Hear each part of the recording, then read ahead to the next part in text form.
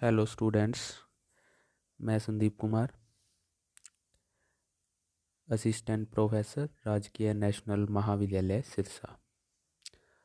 आज की हमारी ऑनलाइन कक्षा का जो विषय है, जो एमए द्वितीय वर्ष के चतुर्थ सेमेस्टर में हिंदी नाटक पेपर है। हिंदी नाटक में पेपर में जो चंद्रगुप्त नाटक लगा हुआ है जयशंकर प्रसाद द्वारा रचित, उसमें आज हम उसका जो चंद्रगुप्त नाटक का जो महत्वपूर्ण पात्र है चाणक्य, उसके चरित्र चित्रण के बारे में आज हम पढ़ेंगे।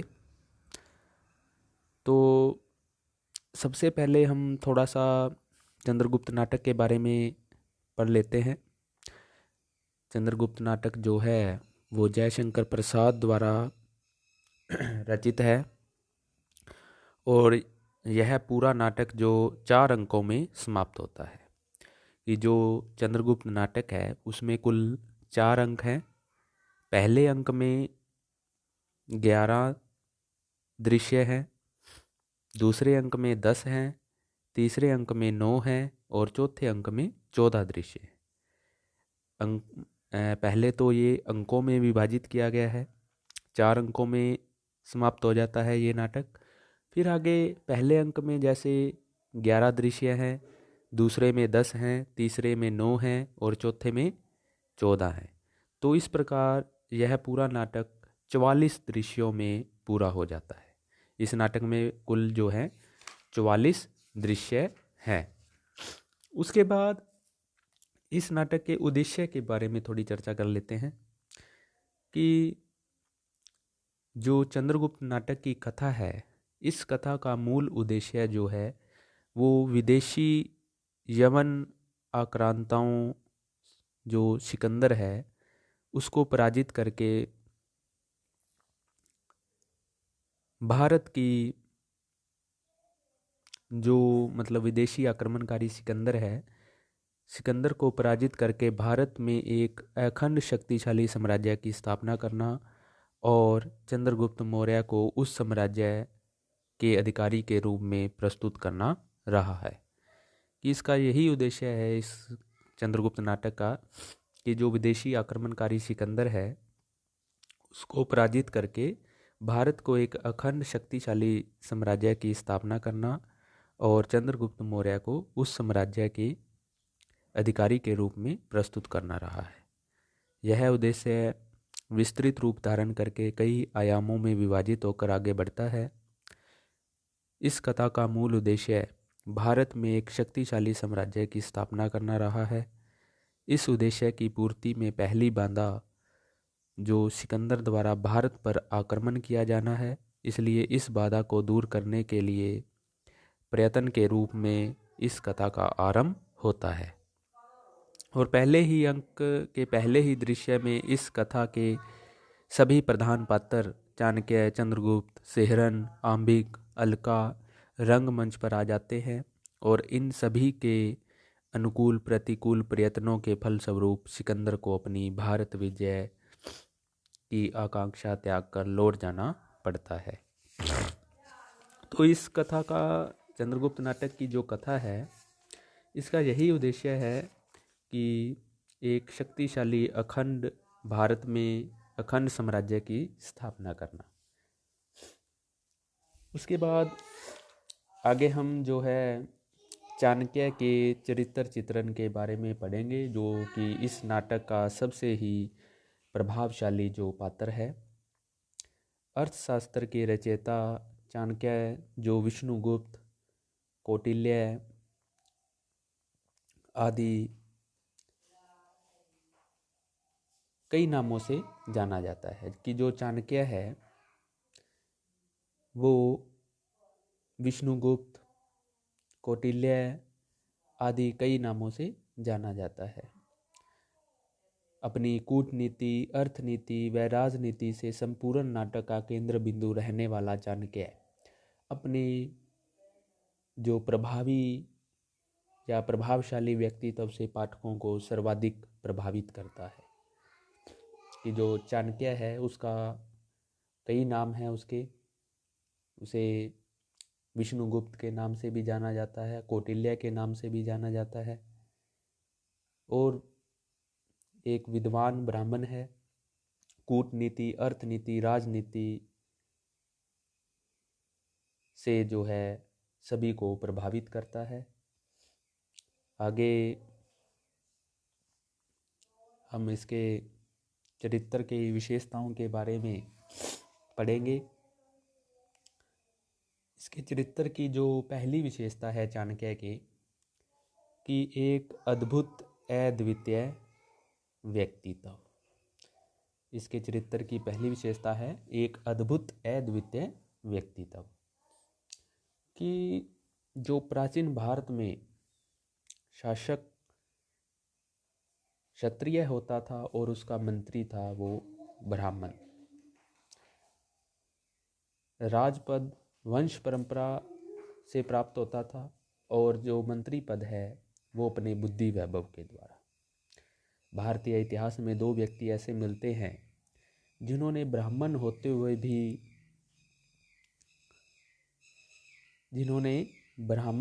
हुए भी अनाचारी शासकों का विनाश करके नए न्यायप्रिय साम्राज्यों की स्थापना की थी, परंतु सवै यह सब कुछ करने के उपरांत अधिकार का मोह त्याग कर तपस्या करने चले गए थे।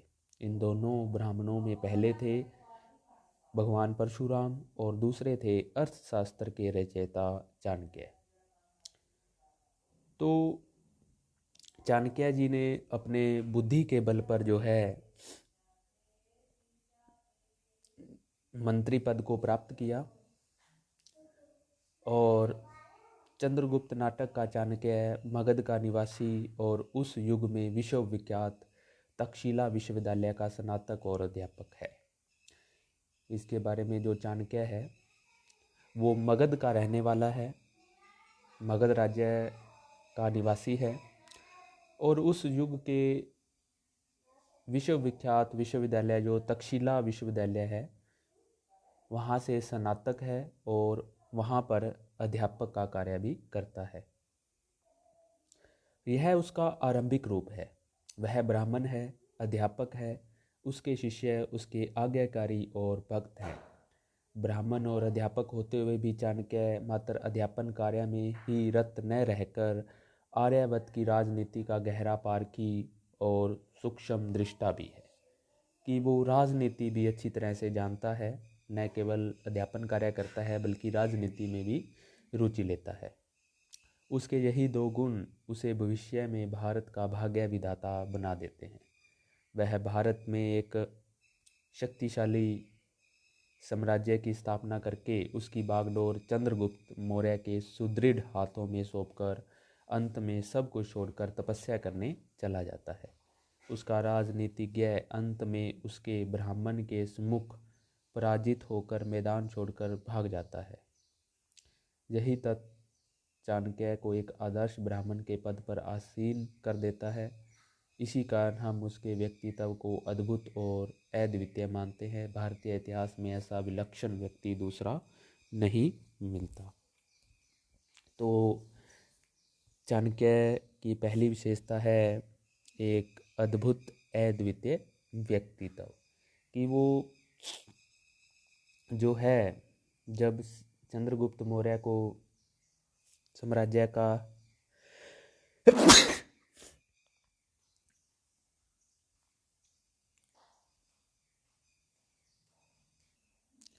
और इसके बाद इसकी जो है दूसरी विशेषता है चाणक्य के चरित्र की, कि कूटनीति का प्रणेता आचार्य है। कि जो चाणक्य है कूटनीति का प्रणेता आचार्य है, कि चाणक्य राजनीति का और राजनीति में भी कूटनीति का विलक्षण खिलाड़ी है। इस नाटक में हम उसे आरंभ से अंत तक अपनी राष्ट्रहित कारणी कूटनीति का व्यापक जाल फैलाते हुए और उस जाल में फंसाकर विरोधियों का समूल नाश करते देखते हैं। वह यह सारा खेल खेलता है मात्र राष्ट्र के कल्याण के लिए, अपने व्यक्तित्व स्वार्थ के लिए नहीं। कि वो अपने राष्ट्र का निर्माण करना चाहता है, एक व्यापक सम्राट, एक व्यापक राष्ट्र का निर्माण करना चाहता है। और वो कूटनीति इसलिए खेलता है, अपने व्यक्तिगत स्वार्थ के लिए नहीं, बल्कि अपने राष्ट्र के कल्याण के लिए। वह निर्धन है परंतु अद्भुत मेघा का धनी है। यही मेघा उसकी एकमात्र निधि है और वह इसी की सहायता से मगध के अनाचारी शासक नंद का विनाश करता है। कि जो अपनी कूटनीति से ही वो जो मगध का अत्याचारी शासक है नंद, उसका विनाश कर देता है। वह विश्व विजेता की ख्याति से विभूषित सिकंदर को मगध की ओर बढ़ने से हतोत्साहित करके तथा गण राज्यों को संगठित करके उसकी भारत से लौटती सेना पर ऐसी भयानक चोट करता है कि सिकंदर विश्व विजय करने का सपन जो है भूल जाता है। इसके उपरांत इसकी कूटनीति का केंद्र मगध बनता है। वह मगध में विद्रोह की भूमिका तैयार करके प्रतेश्वर जैसे विलासी और लालची राजा को अपनी ओर मिलाकर मगध सम्राट नंद की हत्या करवा देता है और चंद्रगुप्त को मगध का सम्राट घोषित कर देता है, यहाँ तक कि उसकी कूटनीति का पहला चरण पूरा हो जाता है।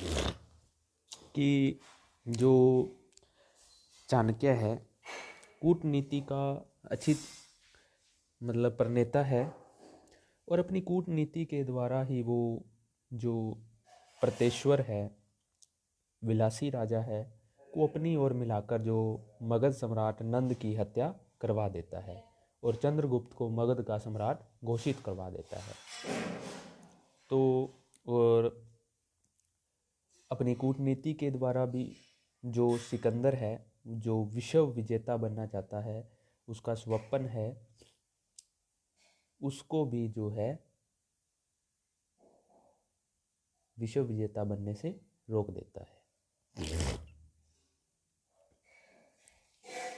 उसके बाद चाणक्य कूटनीति के ये खेल एक व्यापक उद्देश्य को सामने रखकर खेलता है।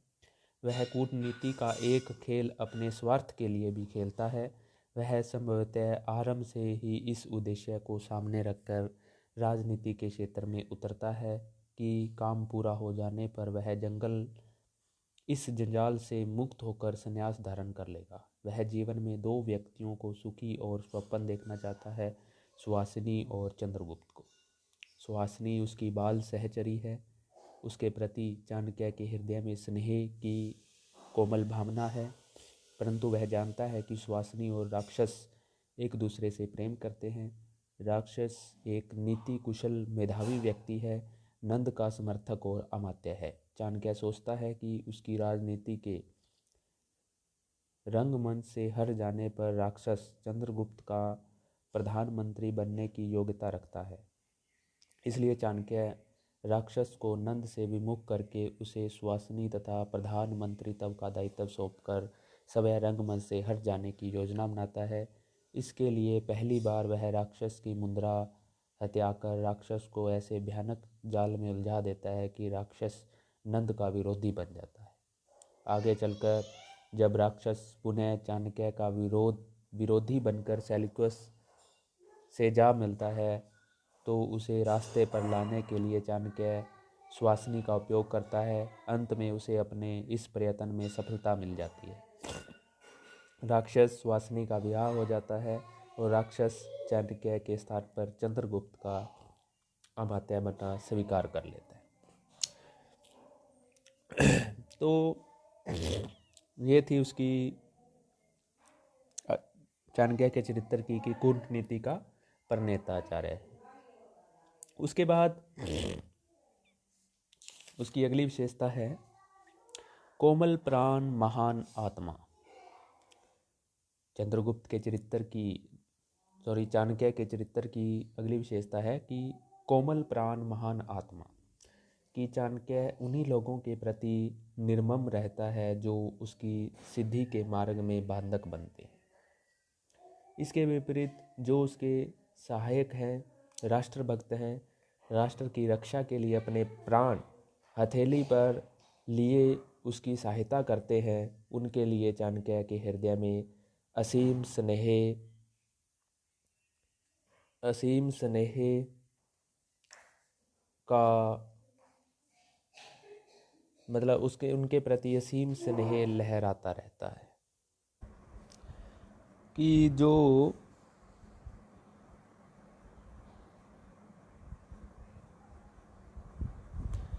इसमें हम पढ़ रहे थे कि कोमल प्राण महान आत्मा, कि जो चाणक्य है वो चाहे अपने उन्हीं लोगों के प्रति निर्मम रहता है जो उसकी सिद्धि के मार्ग में बांधक बनते हैं। इसके विपरीत मतलब जो उसकी सहायता करता है या जो राष्ट्रभक्त है, जो राष्ट्र की रक्षा के लिए अपने प्राण हथेली पर लिए हुए उसकी सहायता करते हैं, उनके प्रति जो चाणक्य का हृदय है वो अपार स्नेह से लहराता रहता है। इसका एक उदाहरण देखिए कि अलका आरंभ से ही राष्ट्र रक्षा में प्रयत्न में जो है दीवानी बनी रहती है। सेल्यूकस के आक्रमण के समय वह पुनः सामने आकर नागरिकों को देश रक्षा के लिए जो उद्बोधन देने बाहर निकल पड़ती है। चाणक्य उसके इस रूप को देखकर मुग्ध है।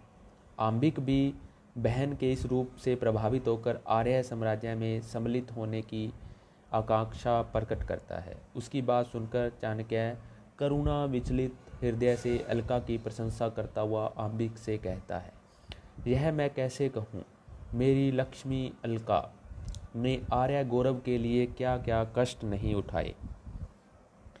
वह भी तो इसी वंश की बालिका है, फिर तुम तो पुरुष हो, तुम ही सोच कर देखो। चाणक्य के उपर्युक्त कथन से उसके हृदय में उद्वेलित ममता का अथाह गंभीर सागर अपनी अभिव्यक्ति पा रहा है।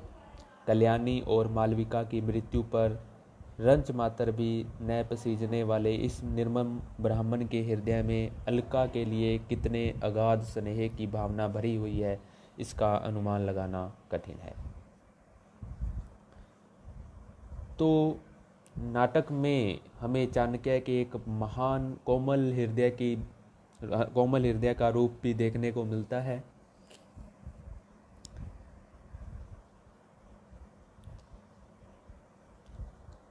जो चाणक्य का असली रूप है एक महान मानव का रूप है। वह श्रेय के लिए, सबके कल्याण के लिए अपने हृदय की स्नेहाकुल भावना का बलिदान करने में भी संकोच नहीं करता। उसके बाद है इसकी तीसरी विशेषता है कूटनीति का निर्मम खिलाड़ी। कूटनीति का निर्मम खिलाड़ी। कूटनीति का जो निर्मम खिलाड़ी है, इसके चरित्र की अगली विशेषता है चाणक्य के कि राजनीति वैसे ही निर्मम और क्रूर होती है। आप सभी को पता ही है कि राजनीति में व्यक्ति को क्रूर होना पड़ता है, निर्मम होना पड़ता है। जब राजनीति को माध्यम बनाकर कोई व्यक्ति किसी महान कार्य को पूरा करने के लिए आगे बढ़ता है तो उसे दया, माया, ममता, करुणा जैसी कोमल भावनाएं जो होती हैं उसकी उपेक्षा करनी पड़ती है। उसके सम्मुख एक निश्चित लक्ष्य रहता है और उस लक्ष्य की प्राप्ति के मार्ग में आने वाली बाधाओं को दूर करने के लिए उसे क्रूर और निर्मम बनना पड़ता है। चाणक्य सिद्धि देखता है, साधन नहीं। इसी कारण सिद्धि के लिए उसे क्रूर बनना पड़ता है।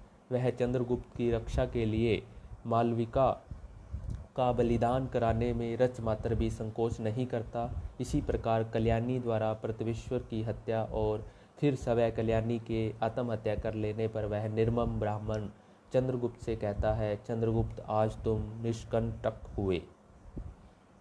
चाणक्य के इस वाक्य को सुनकर कोई भी व्यक्ति सिहर उठेगा।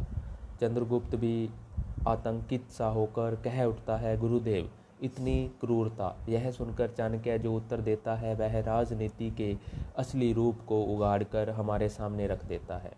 चाणक्य कहता है, महत्वाकांक्षा का मोती निष्ठुर की सीपी में रहता है।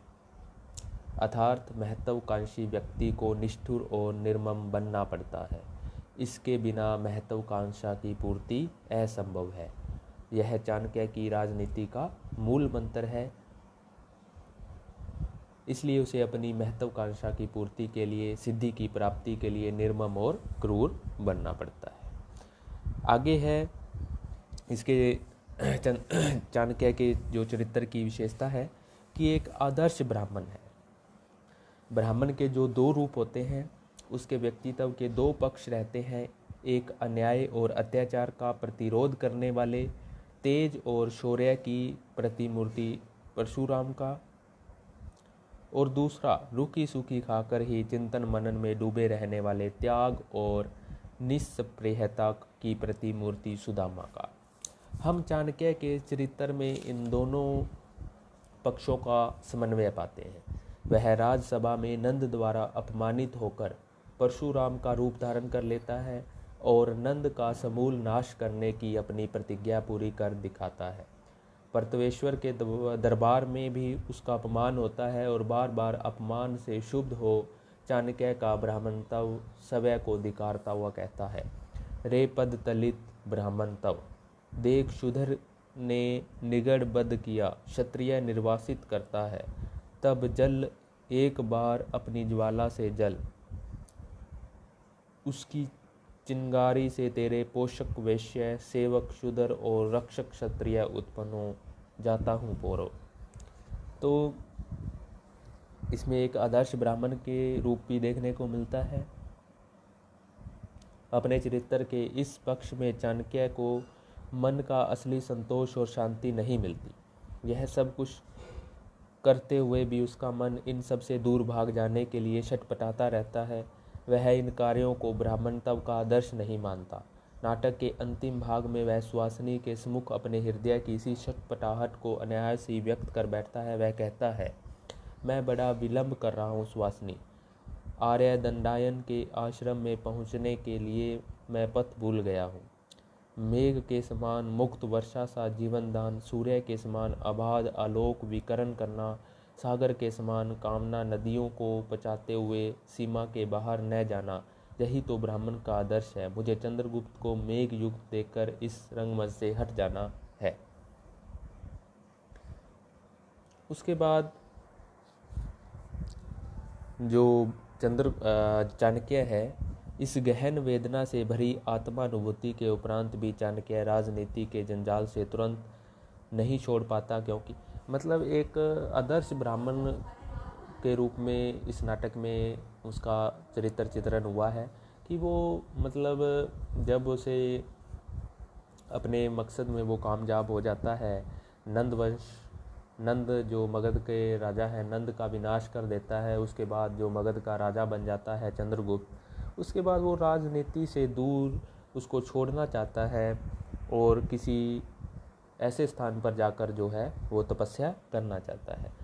तो क्योंकि वो कहता है कि राजनीति, एक ब्राह्मण का जो कार्य है वो राजनीति नहीं है, बल्कि लोगों की भलाई करना, तपस्या करना वही है। उसके बाद देश की प्रजा, सबका कल्याण, सबकी सुरक्षा उसके जीवन का एकांत दे रहा है। इसी सारी व्यवस्था पूरी करने के उपरांत ही वह ब्राह्मण के मनोमय राज्य में लौट जाता है। अपने पहले रूप में उसने परतवेश्वर के प्रति कहे गए इन शब्दों को सार्थक कर दिखाया था कि ब्राह्मण राज्य करना नहीं जानता, करना भी नहीं चाहता। हाँ, वह राजाओं का नियमन करना जानता है, राजा बनाना जानता है। अंत में सुदामा के से संतोष और निस्पृहता के साथ वह स्वयं द्वारा निर्मित उस असीम वैभव और अधिकार को तिनके के समान त्याग कर चला जाता है। यही उसके ब्राह्मण रूप की चरम उपलब्धि है। उसके बाद उसके चरित्र की अगली विशेषता है कि एक अकिंचन ब्राह्मण। अकिंचन का अर्थ होता है गरीब, जिसके पास कुछ भी ना हो। कि आरंभ में हम चाणक्य को एक विद्वान अकिंचन ब्राह्मण के रूप में देखते हैं। वह तक्षशिला के गुरुकुल का स्नातक है। अध्ययन समाप्त करने के उपरांत द्रव्य के रूप में गुरु दक्षिणा न दे पाने के कारण उसे वहां गुरु दक्षिणा के प्रतिदान में 1 वर्ष तक अध्यापन कार्य करना पड़ रहा है। इस बीच वह तक्षशिला की राजनीति के प्रति सजग तो अवश्य है, परंतु अभी उसमें सीधा भाग लेने की आकांक्षा नहीं है। वह वहां से मगध लौटता है तो यह जानकर शोभ से भर जा उठता है कि नंद ने उसके पिता की वृत्ति छीनकर उन्हें मगध से निर्वासित कर दिया है। साथ ही उसकी बाल सखी सुहासिनी के पिता शक्टार को कारागार में बंदी करके सुहासिनी को अभिनेत्री बनने के लिए विवश कर दिया है। इस प्रकार नंद के कोप से दो दो कुटुंब नष्ट हो गए हैं। यह जानकर चाणक्य पहले तो नंद के राज्य को उल्ट देने की बात कहता है, परंतु फिर सोचकर यह भी कह उठता है कि एक बार चलूं नंद से कहूं, एक बार चलूं कह उठता है एक बार चलूं नंद से कहूं नहीं, परंतु मेरी भूमि मेरी वृत्ति वहीं मिल जाए। मैं शास्त्र व्यवसायी न रहूँगा, मैं कृषक बनूंगा, मुझे राष्ट्र की भलाई बुराई से क्या, तो चलूं। परंतु चाणक्य की यह इच्छा पूरी नहीं हो पाती। मगध में न्याय की मांग करने पर उसका घोर अपमान होता है, उसे बंदी बनाया जाता है। इसके बाद जो घटना चक्कर चलता है वह चाणक्य को भारतीय राजनीति के प्रधान संचालक के रूप में सबसे आगे ले आता है। चाणक्य उद्भट विद्वान है। मगध का अमात्य वररुचि अपना वर्तिका पूरी कराने में उसकी सहायता मांगता है, परंतु अब चाणक्य को शास्त्रों से सिर खपाने की फुर्सत कहाँ है, और कालांतर में यही अकिंचन ब्राह्मण सम्राटों का नियामक बन जाता है। तो उसके बाद निष्कर्ष के रूप में हम चाणक्य के चरित्र का निष्कर्ष निकालते हैं कि हमने आरंभ से ही चाणक्य को एक अद्भुत और अद्वितीय व्यक्तित्व का धनी कहा है। वह विद्वान है, राजनीति का गंभीर ज्ञाता है, कूटनीति का विलक्षण खिलाड़ी है। उसकी प्रखर प्रतिभा राजनीति के नए नए खेल खेलती रहती है। वह बुद्धि का सागर है। वह अपने ध्येय का एकांत पुजारी है और ध्येय की प्राप्ति के लिए जल्लाद के समान निर्मम और क्रूर कर्मा बनने में रच मात्र भी नहीं हिचकिचाता। वह शत्रुओं के लिए भयंकर काल और अपनों के लिए शिव के समान रक्षक है। वह वज्र के समान कठोर भी है और फूल के समान कोमल भी। सबसे ऊपर वह एक निष्प्रिय सच्चा ब्राह्मण है। तो ये थी चाणक्य के चरित्र की प्रमुख विशेषताएं। धन्यवाद।